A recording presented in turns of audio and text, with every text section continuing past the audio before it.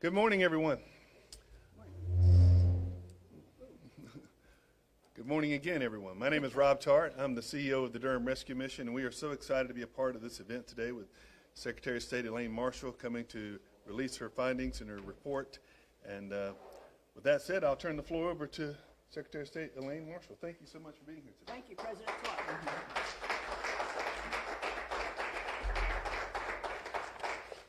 Good morning, everyone. It's a pleasure to be here with you all today. Thank you so much for hosting us here. We're delighted to be in Durham. This is our second time in our annual process. Several years ago, we did something here in Durham, but we're glad to be with you this morning. I am Secretary of State Elaine Marshall, and I want to thank the Durham Rescue Mission President and CEO Rob Tart and his entire team here for letting us hold this event at the Center for Hope Dining Hall. Each year, we pick a good guy charity to team up with for the release of this report. This is an annual report by the office. As North Carolina's oldest and largest term homeless shelter in Durham Rescue Mission, it's an extraordinary example of a charity providing essential services to people in need in their community. Rob Tart will speak to you in a few minutes about the mission's vital work. As you may have seen, they're getting prepared for Thanksgiving outside. The tents are up, tables are coming, and there's going to be a lot of activity out here very shortly in connection with their annual community Thanksgiving meal. People in need will get a hot turkey dinner with all the trimmings and a bag of groceries to take home. Plus, the kids will have some game activities out here. I'm honored to help highlight the work of the Durham Rescue Mission amidst a challenging economy that's putting more people in risk of food insecurity and homelessness around the Triangle and across our state.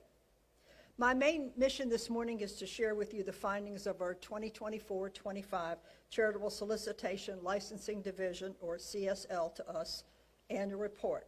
However, I hope all of you will take an opportunity to cover the work being done by the Durham Rescue Mission every day of the year. Now I'm going to walk you through our annual report, what it shows about charitable solicitation activities that we regulate at the Secretary of State's office. There are copies of the reports, the thick binder over here, and releases with key information available to you from our staff. Many of you may be familiar with the Charitable Solicitation Licensing, or CSL, section of our website. This year's annual report is available on the charity selection. You find us at sosnc.gov, along with many years of previous reports. You can also search our Charitable Solicitation Registry to research individual charities registered with us. We have also a smart donor checklist with suggestions of questions that you might ask if a charity is soliciting you for a donation. I want to thank our Charitable Solicitation Licensing staff, including Director Leo John and Deputy Brooke Schmidley, and the rest of the team back there for their great work on the compilation of this report. A few notes before we dive into the numbers.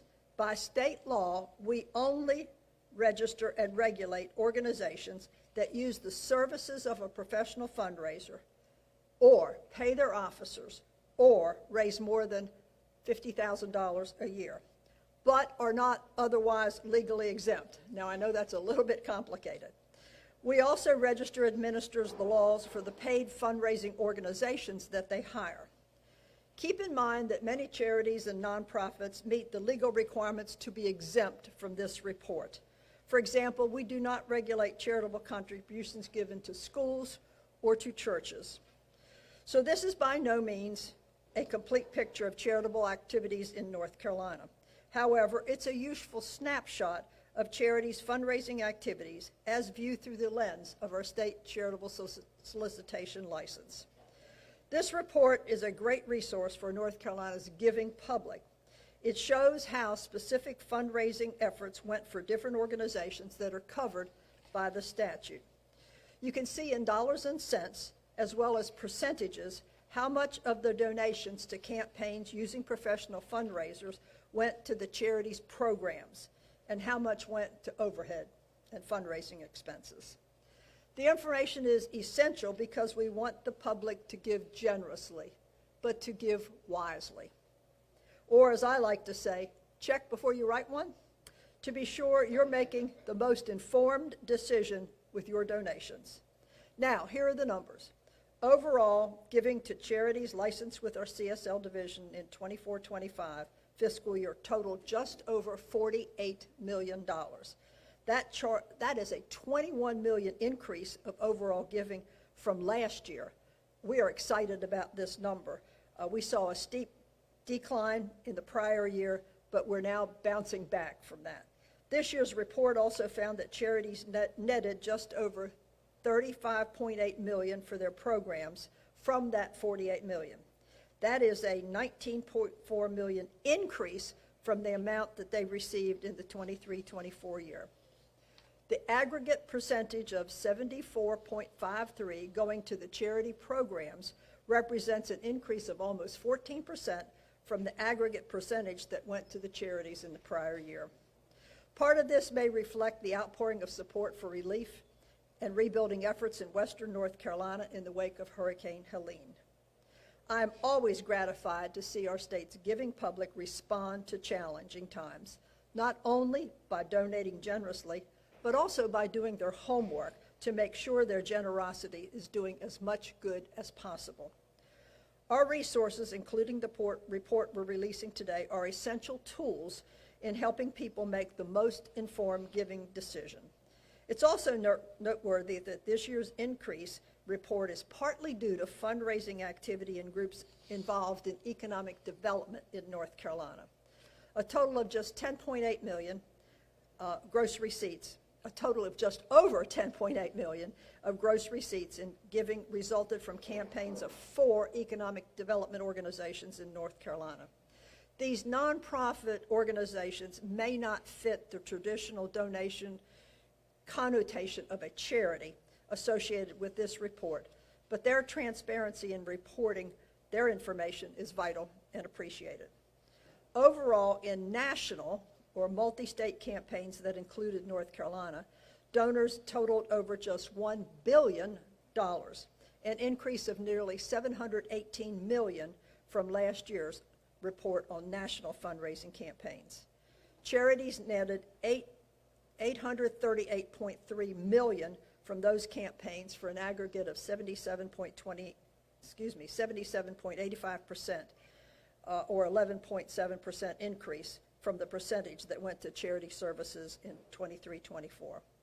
My hope is that our agency's oversight and resources are helping North Carolina's giving public make wise decisions with their donations and helping guide organizations to make good financial choices.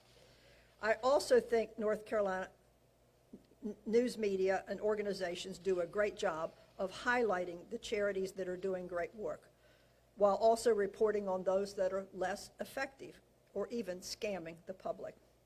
As North Carolina's charitable solicitation regulator, I cannot order charities and nonprofits to only sign off on fundraising contracts that are going to net them getting most of the money raised. We in government cannot set the minimum percentage that must go directly to charities in fundraising campaigns, and we can't shut down charities simply because they sign a bad contract. The courts have been very clear that free speech issues override legislating charitable effectiveness. Legally, charitable organizations have the right to make and sign whatever contract they choose. Also, as I say every year, sometimes there are good reasons why a charity, the amount they net from a specific fundraising event may be low in a given year. It could be that not all of the money coming from the events arrived by the June 30 cutoff. In those cases, there may be a large influx of donations reflected in the next year's report. It could be that a charity is raising public awareness about an issue, or a new charity may be educating the public about their mission. In those cases, money spent raising awareness about an issue and getting the charity's name out there may have been one of the fundraising's main and legitimate goals. But in those cases, the public awareness aspect of the campaign is still counted as a part of fundraising expenses. The bottom line is this: if you look at the annual report and you see low numbers that disturb you, check into it, ask questions. Did that charity make a bad deal with a fundraiser? Did that fundraising campaign begin near the reporting deadline? Or is there some other reason for the low numbers? Many organizations don't have the staff or expertise to raise money on their own. Without these paid fundraisers, it's possible many smaller organizations might fold. Our agency's oversight and resources are directed toward helping North Carolinians make wise giving decisions and helping guide organizations to make good financial choices when signing contracts for fundraising campaigns. A donation is an investment in your community or in a cause that you care about. So it's a powerful expression of hope for a better future. So I encourage everyone who's able to give generously, but never hesitate to ask questions and never be afraid to vote with your pocketbook. I also urge everyone, if you come across what you suspect is a fake charity, something that appears to be a total scam to steal money from generous people, call our office. The Charitable Solicitation Division licensing has an enforcement staff dedicated to protecting the giving public from scams. A complaint form is available on our website, which is found at sosnc.gov. If you want to have quick contact about a concern you have. While this year's numbers certainly report notable growth from last year's report, please don't take that to mean that charities don't need your support this holiday season or year-round. Sadly, needs are growing faster than donations. So I hope that everyone who is able will consider donating. I also thank all the incredible charitable organizations that are working harder than ever to meet the needs of the communities all across this state. Now I'm going to turn things over to Rob Tart to speak to you about Durham Rescue Mission's perspective, and then we'll open the floor for questions. You'll also have a chance to do one-on interviews following the press conference, and you'll also have a chance to tour the mission here. Thank you very much.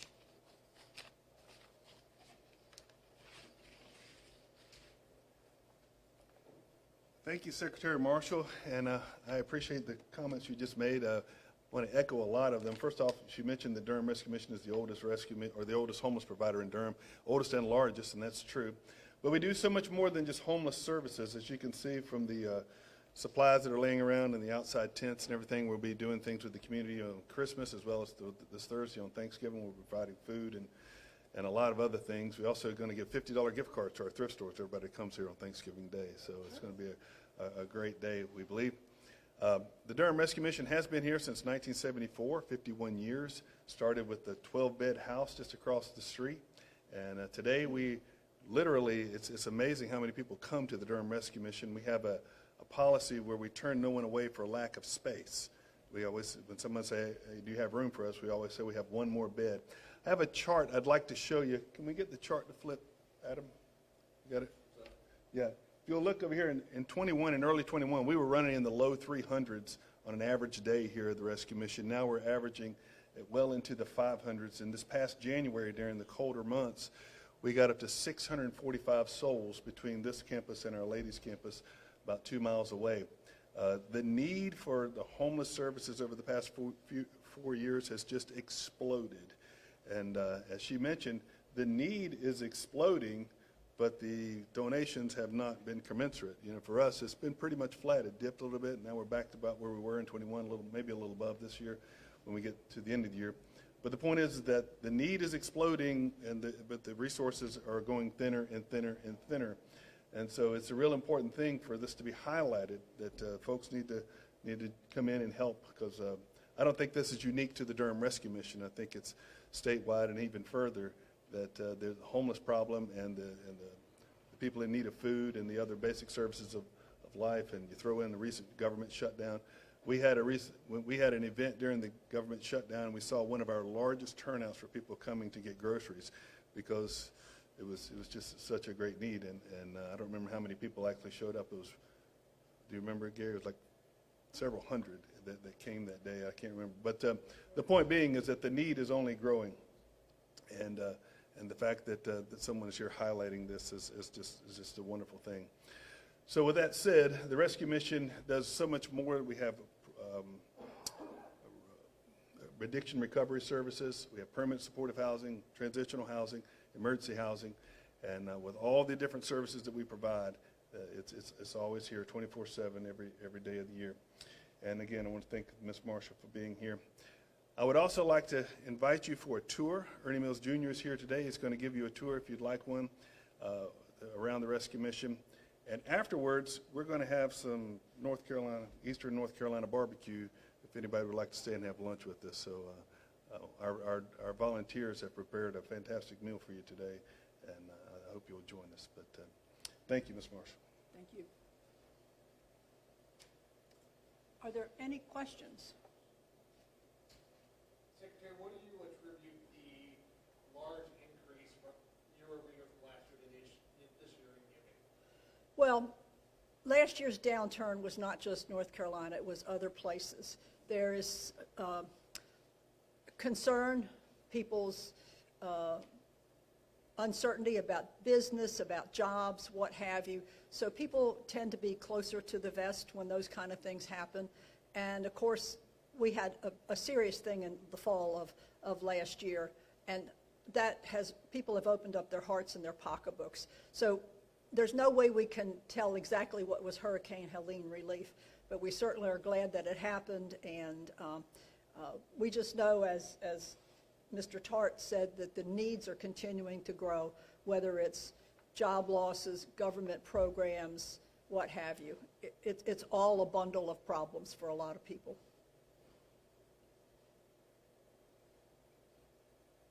I guess this may be a question for Rob. We've done a lot of food bank stories over the last several weeks with the government shutdown, affecting SNAP programs. You mentioned that other programs are in sort of a similar boat as you guys. Can you just kind of talk about what the conversations have been like with other sort of peer programs, for lack of a better word, over the last several weeks? What the conversation has been with the others? Well, obviously, the biggest problem during that time was the fear and not knowing what was going to happen. People were hoarding is not the right word, but they were getting nervous, and so they were calling us. We had way more calls than we normally would have for provisions, and talking to other missions and other providers around. They were all seeing the similar responses, and we just did the best we could. You know, we put it out to our donors, and we sent out videos, we sent out emails, and we asked, and we got quite a bit of donations in, and we gave away everything that was donated. And but we still had we ran out. We didn't meet the need, and but I don't think it's just us, is what I'm getting to. It was statewide or much wider than just Durham. Yeah. But as I indicated with our own numbers, I go back to, I think a lot of it's still the echo from COVID, because the housing costs in this area have just skyrocketed. You know, I think there was kind of like a moratorium on rents or something.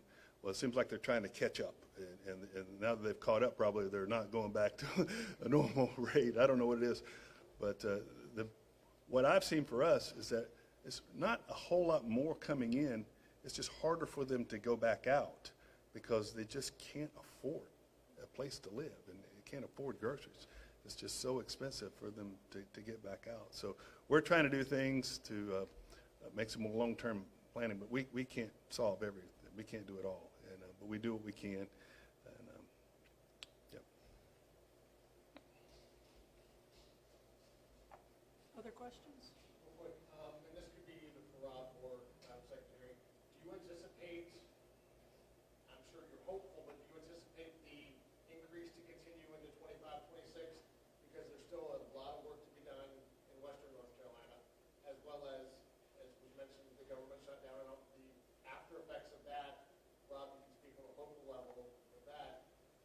I know because I was here the night before all the food was given out the next day. There was a ton of food and donations out front.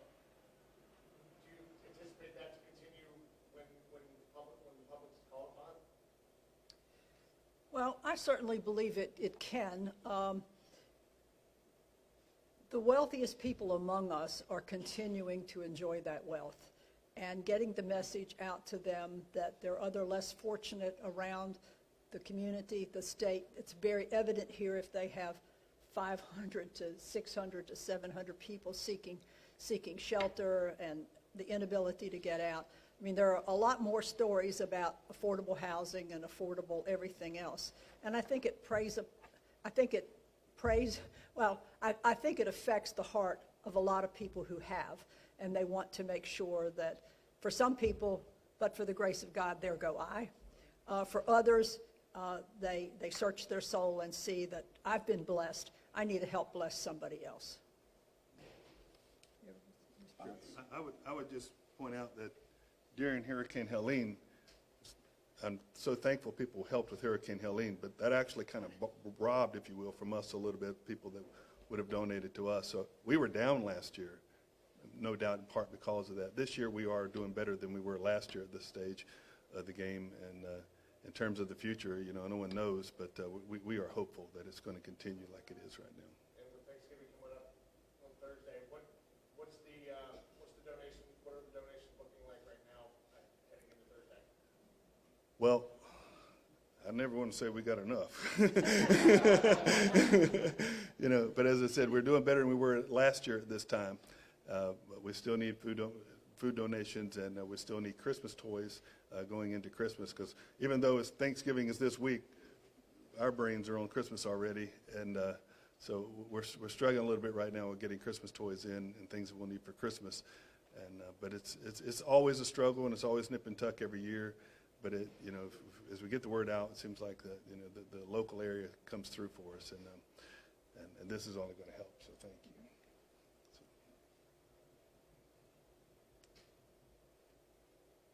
We're going to be around for a little bit, so. You want to say something, Ernie? Yeah, well, actually.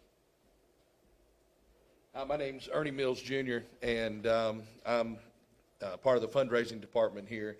I just want to brag for a minute on our partners around the state. We have the most generous people in the world, I believe, living here in North Carolina, and they've come through time and time again for us. And to answer your question, I have no doubt that they're going to rise up and meet the need again once they know what the need is. So they've been fantastic. We here at the Durham Rescue Mission, we don't receive any government funding at all. City, county, state, federal, nothing. And it's all supported by our generous partners. And I have no doubt, I'm 100% confident in them that they're going to rise to meet the challenge.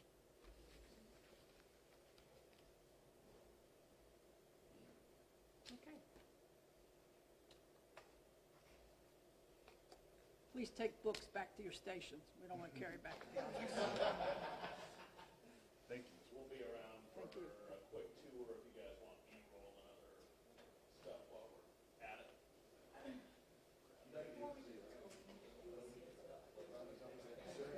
They